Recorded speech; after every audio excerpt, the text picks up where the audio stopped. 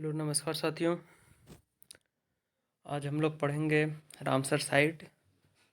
2 फरवरी को विश्व आर्द्रभूमि दिवस था। तो आगामी जितने भी एग्ज़ाम हैं, चाहे बिहार सीडीपीओ हो या बिहार पीपीएससी या बिहार दरोगा, इन सब में पूछे जाने की प्रबल संभावना है। और कल बिहार एसआई का रिज़ल्ट आया था, तो आप लोग पूरी उम्मीद है देख ही लिए होंगे। तो दोस्तों, बताना चाहूँगा मेरा भी हुआ है इसमें। मैं दिया था बिहार एसआई का एग्ज़ाम। मेरे 63 क्वेश्चन इस बार मेरिट गई है, बट मेरा तो 83 क्वेश्चन सही था। तो चलिए दोस्तों, हम लोग पढ़ते हैं। इससे एक क्वेश्चन आने की पूरी संभावना है। आप लोग इसको ज़रूर ध्यान से पढ़ लीजिएगा। और हाँ दोस्तों, पीडीएफ चाहिए तो आप मैं लिंक दे दूँगा वो टेलीग्राम का इसमें। नहीं तो आप लोग मैसेज कमेंट बॉक्स में मैसेज कर दीजिएगा, तो मैं पीडीएफ आप लोग को दे दूँगा। ये मेरा खुद का बनाया हुआ पीडीएफ है। तो चलिए दोस्तों, आगे पढ़ते हैं। और आप लोग नोट्स बना लीजिएगा। नोट्स बनाएंगे तो पढ़ने में आसानी होगी। 1.5 पेज का नोट्स होगा मुश्किल से। चलिए दोस्तों, स्टार्ट करते हैं।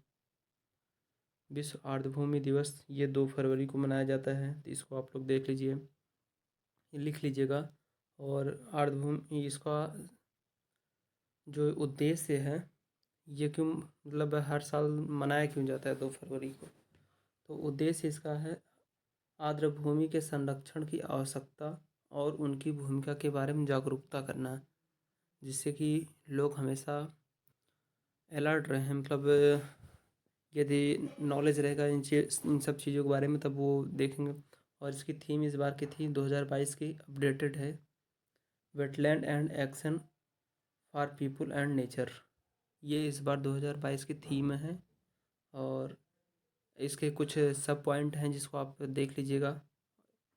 ये मेंस में भी लिखने के भी काम में आता है। तो ईरान के रामसर में आर्द्रभूमि पर जो कन्वेंशन हुआ था 1971 में, उसी के प्रतीक के रूप में मनाया जाता है हर साल। तो यह पहली बार 2 फरवरी 1997 को मनाया गया था। आर्द्रभूमि पारिस्थितिकी तंत्र मनुष्य एवं पृथ्वी के लिए महत्वपूर्ण है। मतलब ये जो जीव होते हैं, तो वो ये जीवों के संरक्षण के लिए काम में आता है।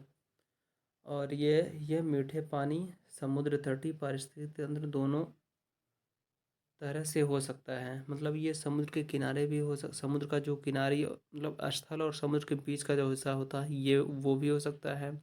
मैंग्रोव वनस्पतियाँ वगैरह होती हैं, तो ये सभी उसी में आती हैं। जो तालाब और झीलें होती हैं, वो सब इसमें आती हैं।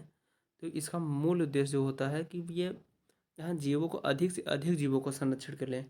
ये अगला पॉइंट है। सभी पौधों और जानवरों का लगभग 45% आर्द्रभूमि में पाए जाते हैं।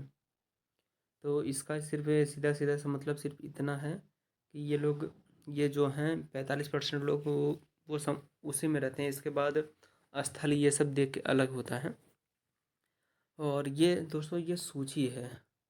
सूची सूची का मतलब ये है कि इससे हम लोग ये लिख लेंगे तो क्या होगा ना कि ये हमेशा के लिए वो हो जाएगा आपका।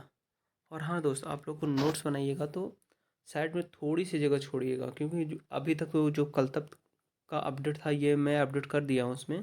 बट आगे जब यदि 1-2 बढ़ेगी, 1-1.5 साल 2 साल में, तो आपका नोट्स अपडेट करने के काम में आएगा। तो ये उड़ीसा में सिर्फ एक ही है, चिल्का झील। ये 1981 में ये घोषित की गई थी रामसर साइट। और राजस्थान में सिर्फ 2 हैं। एक केवलादेव है 1981 में, और सांभर झील 1990 में घोषित हुई थी। मणिपुर की लोकटक झील 1990 में घोषित हुई थी। ये सिर्फ मणिपुर में एक ही है। जम्मू कश्मीर को बुलर झील 1990 में घोषित हुई थी। सूरीसर मानसर झील ये 2005 में रामसर साइट घोषित हुई थी। होकरे आर्द्रभूमि 2005 में भी ये भी घोषित हुई थी। और पंजाब में 4 रामसर साइटें हैं। एक हरिके झील 1990 में थी।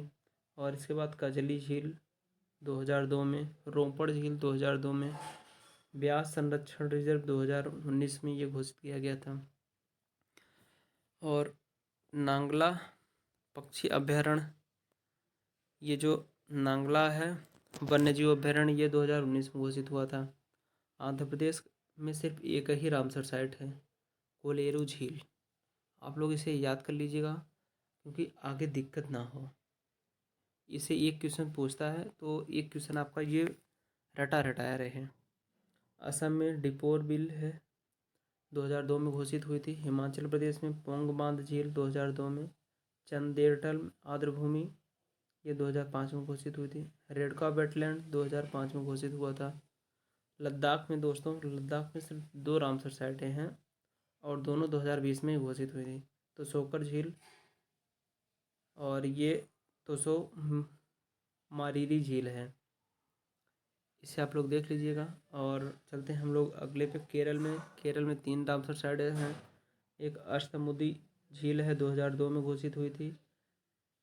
श्याम कोट झील है 2002 में। वेम्बनाड कोल वेटलैंड है, ये 2002 में घोषित हुआ था। मध्य प्रदेश में सिर्फ एक वेटलैंड है, एमपी पीसीएस के लिए इम्पोर्टेंट है। एमपी पीसीएस के लिए मोस्ट इम्पोर्टेंट क्वेश्चन है कि यहाँ से एक क्वेश्चन आता ही आता है, हर बार आता है। और उड़ीसा में भितरकनिया मैंग्रोव है। और तमिलनाडु में पॉइंट कैलीमेर वन्यजीव अभयारण्य बिहार है, 2002 में ये घोषित हुआ था। पश्चिम बंगाल में सिर्फ 2 हैं, एक ये पूर्व कोलकाता आर्द्रभूमि, दूसरा सुंदरबन डेल्टा 2019 में घोषित हुआ था। त्रिपुरा में सिर्फ एक है, रुद्र सागर झील, जो 2005 में घोषित हुआ था। तो यूपी में, यूपी पीसीएस और यूपी के आगामी एग्ज़ाम के लिए ये बहुत इम्पोर्टेंट है क्योंकि यूपी में बहुत सारे हो गए हैं इस बार रामसर साइट। इस बार एक ये नया घोषित हुआ है इस बार यूपी में, मोस्ट इम्पोर्टेंट, सभी एग्ज़ामों के लिए मोस्ट इम्पोर्टेंट है, मोस्ट इम्पोर्टेंट, क्योंकि ये इस बार नया घोषित हुआ है।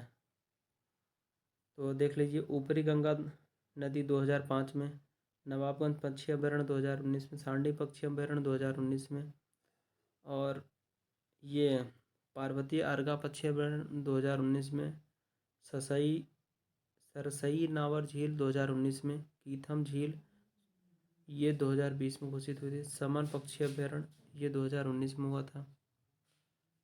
इसके बाद हैदरपुर वेटलैंड 2021 में घोषित हुआ और ये इस बार घोषित हुआ है अभी हाल ही में, 2-3 दिन पहले।